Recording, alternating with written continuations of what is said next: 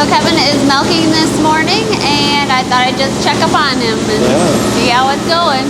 So good. About done. That's good. Happy cows. Yeah. That's always a good thing.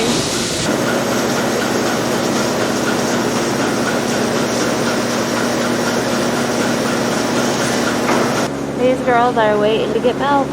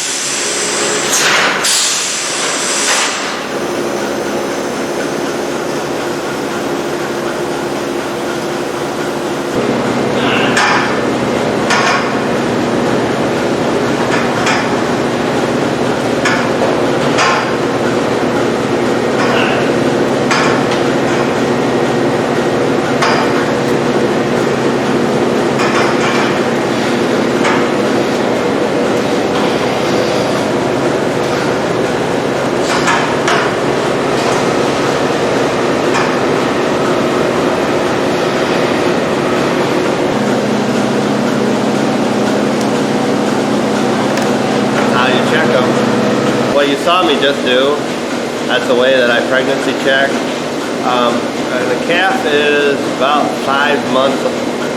You can just bump them a little bit up to 7 months, then it's a pretty good lump right there.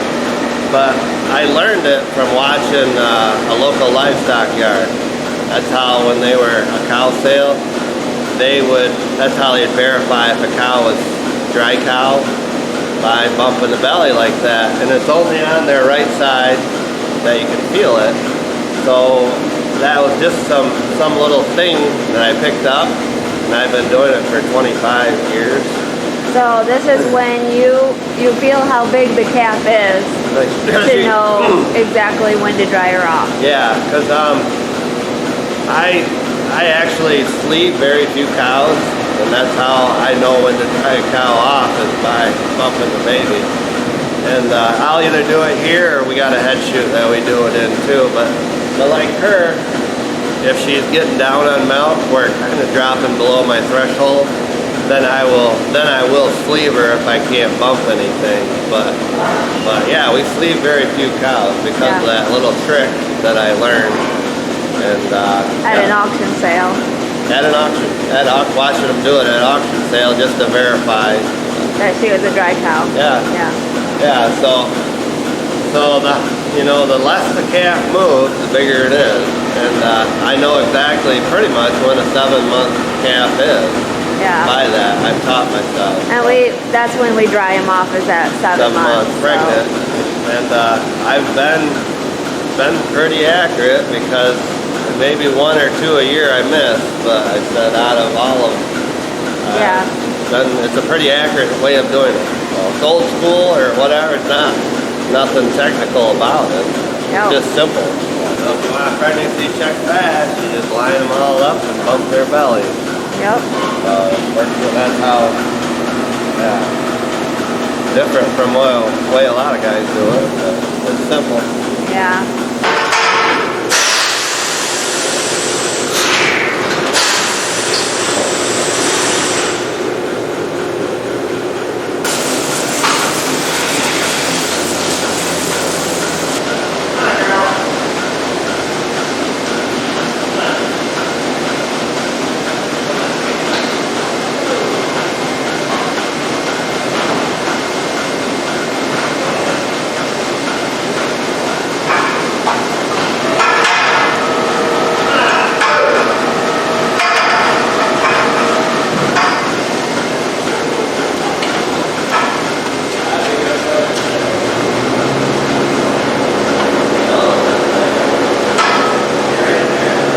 What we first do is we like to take a couple squirts out of each teat.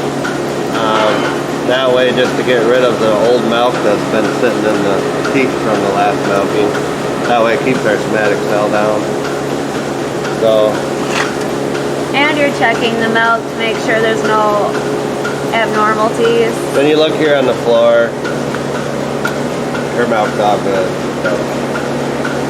Nothing in it. Then we spray on the iodine mixture for them. So it's an iodine. Then we let And it's a cleaner. It's cleaner, disinfectant, and a lotion. It's got everything in it. We do that pre and post. Alright, we're back now. It's been about a minute, but if you notice, she's starting to let her milk down. So we wipe her off, and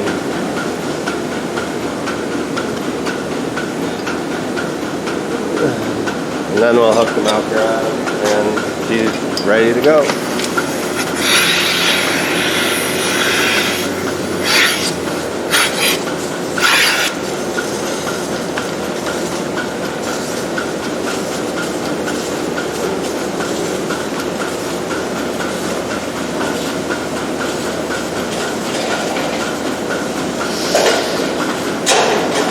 Is there any length of time that you leave the iodine on, or? Well, what we like, or what I've found, is that if you can leave it on about a minute, that's why I do the 4 strip. Then we put the iodine on, and then we come back and wipe about a minute later. That way, you know, the iodine's sitting on there for about a minute, and that way the stripping stimulates milk letdown. So that way when we wipe, the cow is ready to let her milk down without no I mean, she's ready for milk letdown. You don't have any issues with the cows letting their milk down? Well, if you notice, you know, some of them will start their milk let down, you know, before I get to them, but that's kind of a good thing. So that way when the milker, you never want a milker on a cow that's not letting her milk down, because that causes teat end damage, and that causes your somatic cell to go up. And I don't know, it's just a good program, because we do run relatively low somatic cell, and I like it. It's worked for a lot of years. So.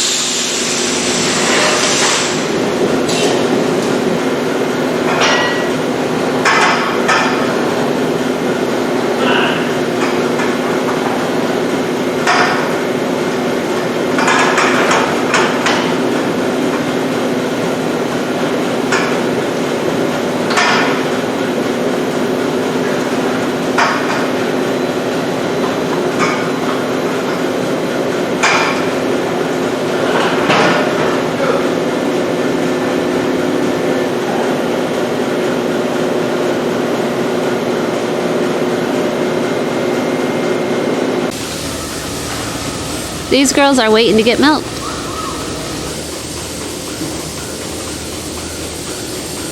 Almost done though. There's only one more batch, it looks like. Oh, 2 more batches.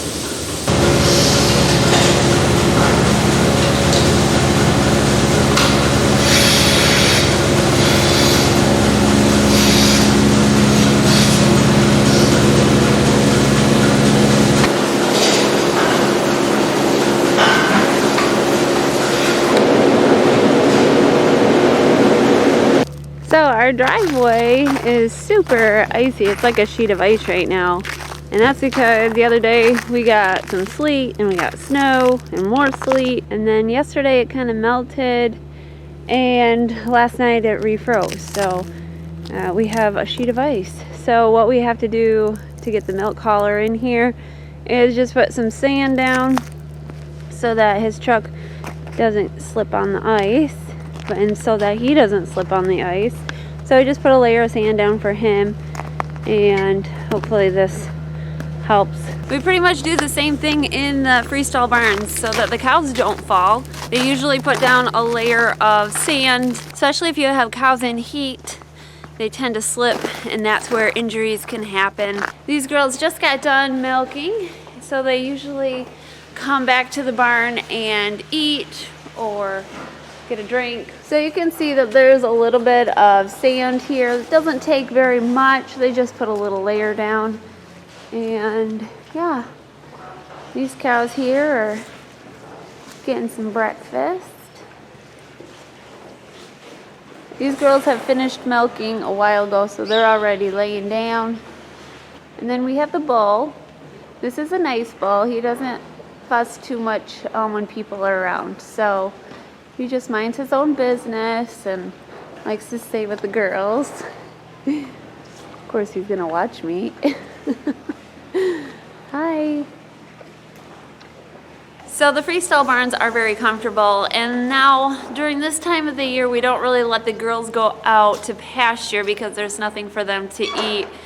The dry cows and the heifers and the younger stock, they can go out into pasture just to get their exercise, but there's really nothing out there for them to eat, so they don't stay out too long. It's kind of up to them how long they want to be outside. If the sun was shining, they would definitely be out standing in the sun though. They love doing that.